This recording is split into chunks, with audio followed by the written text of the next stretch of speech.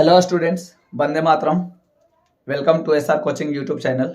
आज हम लोग निर्देशांक ज्यामिति में त्रिभुज का क्षेत्रफल पढ़ने वाले हैं, है ना। क्या त्रिभुज का क्षेत्रफल बराबर क्या होता है? त्रिभुज का क्षेत्रफल मोड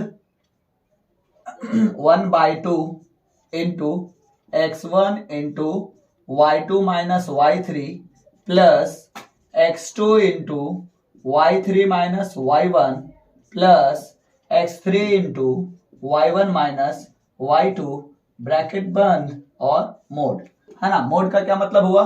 मोड का मतलब हुआ कि अगर निगेटिव भी आता है तो उसे हम पॉजिटिव लेंगे, प्लस लेंगे। माइनस भी आएगा तो क्या लेंगे? प्लस लेंगे, है ना। इसे याद रखने का एक सिंपल तरीका है। यदि तीन बिंदु एबीसी दिए हों, है ना, यदि त्रिभुज के तीन बिंदु ए का निर्देशांक x1 और y1 दिया हो और बी का निर्देशांक x2 और y2 दिया हो, सी का निर्देशांक x3 और y3 दिया हो, है ना। ए बी सी का निर्देशांक a इक्वल टू इतना, b इक्वल टू इतना और c इक्वल टू इतना अगर दिया हो, है ना, तो याद कैसे रखेंगे? तो जब हम लोग यहाँ हाफ इंटू होता ही है, हाफ तो होता ही है ना। याद यहां से रखना है कि इसके बाद क्या होगा, हाफ के बाद क्या होगा। तो अगर हम इसका x1 लेते हैं, है ना, तो किस में से कौन घटाएंगे? इसको a वाले बिंदु के x1 को y1 को छोड़ देंगे, तो किसको घटाएंगे? y2 माइनस y3 को घटाएंगे, ठीक है। जब हम लोग यानी कि क्या हो जाएगा? y2 माइनस y3, ठीक है। जब हम लोग x2 लेंगे, कौन लेंगे? x2 जब लेंगे, x2 लेंगे तो ये y2 को छोड़ देंगे, तो किस में से क्या कितना घटाएंगे? x3 में से y1 सॉरी y3 में से क्या घटाएंगे? y1 घटाएंगे, y3 में से y1 घटाएंगे। जब हम x3 लेंगे, है ना, जब हम x3 लेंगे तो किस में से कौन घटाएंगे? तब हम लोग y1 में से y2 घटाएंगे, y1 में से क्या घटाएंगे? y2 घटाएंगे। और ये तीनों को क्या कर देंगे? प्लस कर देंगे। इसके पहले क्या लगा देंगे? हाफ लगा देंगे, है ना, हाफ लगा देंगे। ये मंझली ब्रैकेट है तो बड़ी ब्रैकेट दे देंगे, है ना। यही क्या हो गया? त्रिभुज का क्षेत्रफल, है ना।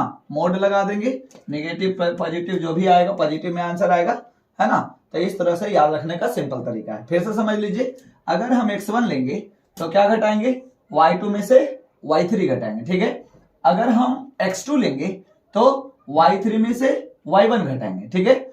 अगर हम x3 लेंगे तो y1 में से y2 घटाएंगे।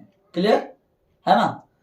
अब अगर त्रिभुज का क्षेत्रफल, यदि त्रिभुज का क्षेत्रफल, है ना, क्या आता है? 0 आता है।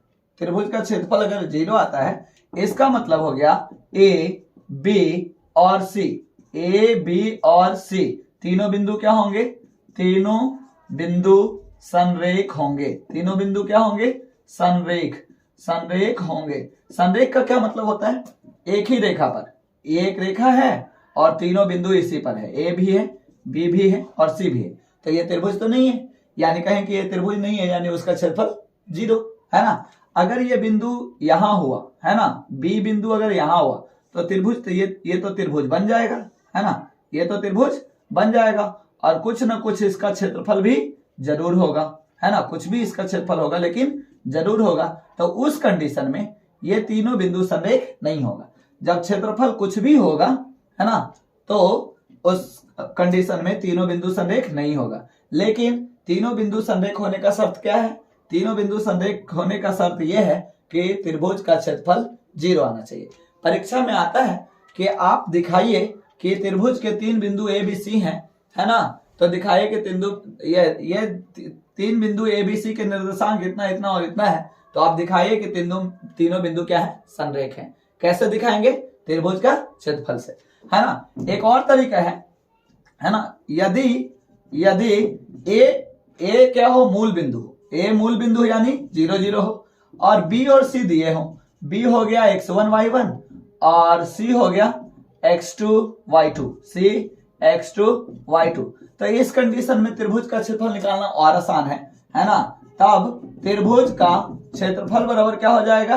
त्रिभुज का क्षेत्रफल बराबर हो जाएगा 1/2 गुने x1 y2 minus x2 y1, है ना।